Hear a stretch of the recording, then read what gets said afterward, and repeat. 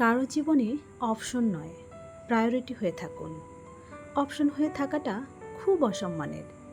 Option হয়ে থেকে আসলে কি প্রমাণ করতে চাচ্ছেন? তাকে ভালোবাসেন? তাকে ভালোবাসতে গিয়ে আপনি তো আর নিজেকে ভালোবাসছেন না। আপনি হয়তো ভাবছেন সে আপনার কাছে ফিরে আসবে। দেখুন, সে আসবে না।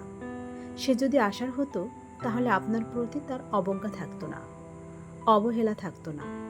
অনেক সময় কিছু মানুষ স্বার্থপরের মতো ছেড়ে যায়, আবার অনেক সময় কিছু মানুষ বাস্তবতার নিরিখে নিজেদের দূরত্বটা করে নেয়।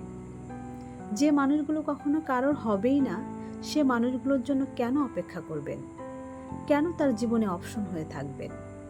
তার হঠাৎ যখন মন খারাপ হবে, আপনাকে ছোট্ট একটা টেক্সট করলো, আর আপনি ভাবলেন সে আপনার কাছে ফিরে আসবে।